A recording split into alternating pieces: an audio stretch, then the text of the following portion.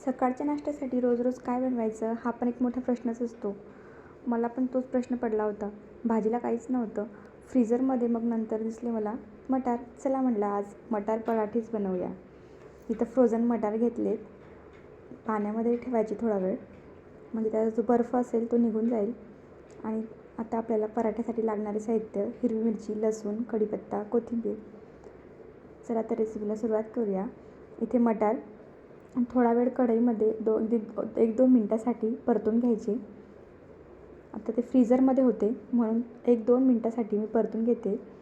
हे बघा, छान असे मीडियम गॅसवर आपण परतून घेऊ.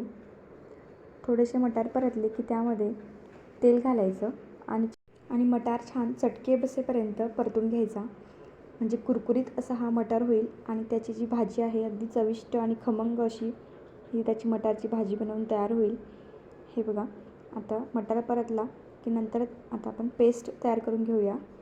इथे 10-12 लसूण पाकळ्या घेतल्या आहेत आणि 4-5 हिरव्या मिरच्या. लसूण जरा जास्तच घाला म्हणजे पराठ्याला छान अशी चव येईल. आता हे मिक्सरमध्ये बारीक करून घ्यायचं. नंतर मटार थंड झाला की तो पण पल्स मोडमध्ये मिक्सरमध्येच फिरवून घेऊया किंवा मॅशरने बारीक केला तरी चालेल. हे बघा, असं थोडंसं जाडसरच ठेवलं आहे मी, म्हणजे खायला खूप छान असे पराठे लागतील. आता फोडणीसाठी कढईमध्ये 2 चमचे तेल घातलं आहे. मोहरी, जिरं छान तडतडू द्यायचं.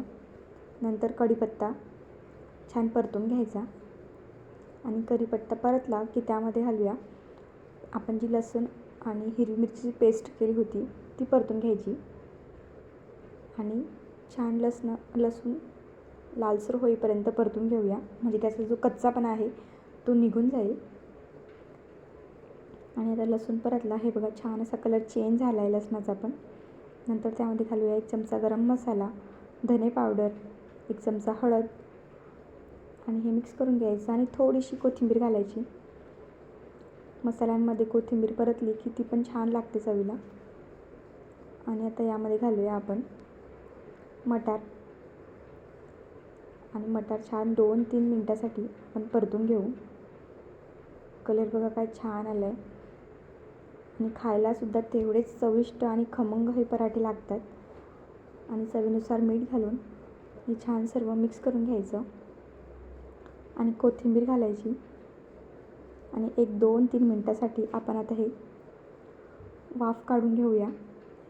तुम्ही ही अशीच भाजीसुद्धा चपातीसोबत खाऊ शकतात, खूप छान लागते. आणि 2 मिनटं झालेत. हे बघा, आता ही स्टफिंग आपण थंड करून घेऊ आणि चपातीसाठी जसं पीठ मळतो सेम तसंच पीठ मळून घेतलं आहे. आणि आता आपण पराठे बनवायला घेऊयात. अगदी प्रोटीन रिच, हाय फायबर आणि विटॅमिन्स असे हे हेल्दी पराठे बनवून तयार होतात. तर मुलांसाठीसुद्धा तुम्ही हा बेस्ट ऑप्शन आहे. मुलांसाठीसुद्धा तुम्ही हे पराठे टिफिनला बनवून देऊ शकतात. आता जसं आपण पुरण भरतो तसंच पुरणासारखंच आपण चपातीमध्ये भरून घेऊया हे सारण आणि छान असं पॅक करून घ्यायचं. स्टफिंग जास्त करायची म्हणजे खायला खूप छान लागतात पराठे. वरचा पोर्शन मी काढून घेते, जास्त झालं. आणि आता इथं आपण पराठे लाटून घेऊयात आणि कडेनेसुद्धा छान पसरवून घ्यायचं, म्हणजे काय होईल, सर्व सारण आतमध्ये छान सर्वीकडे स्प्रेड होईल. चॅनलवर नवीन असाल आणि चॅनलला अजून सबस्क्राईब केलं नसेल तर चॅनलला नक्की सबस्क्राईब करा. आणि इथं पराठा छान शेकून घेऊ. दोन्ही साईडनी छान आलटीपलटी करून शेकून घ्यायचं. असं वरच्या साईडनी प्रेस करायचं म्हणजे छान कुरकुरीत अशी लेअर होते. आणि पराठा शेकला गेला की मगच सगळ्यात शेवटी तेल घालायचं दोन्ही साईडनी. हे बघा, लेअर बघा, तुम्ही बघू शकतात किती कुरकुरीत अशी लेअर होते पराठ्याची. आणि इथं आपला हा मटार पराठा बनवून तयार होतो. अगदी कुरकुरीत आणि चविष्ट आणि हेल्दी असा हा मटार पराठा बनवून तयार आहे. हे बघा, स्टफिंग दाखवते बघा, आतमध्ये छान सगळीकडे स्प्रेड झालं आहे सारण. हे बघा, मुलांनासुद्धा टिफिनवर तुम्ही देऊ शकतात, मुलंसुद्धा आवडीने खातील. तर कसा वाटला व्हिडिओ कमेंट करून नक्की सांगा. आणि व्हिडिओ आवडल्यास लाईक करा, शेअर करा आणि सबस्क्राईब करायला अजिबात विसरू नका. भेटूया पुढच्या रेसिपीमध्ये. तोपर्यंत बाय.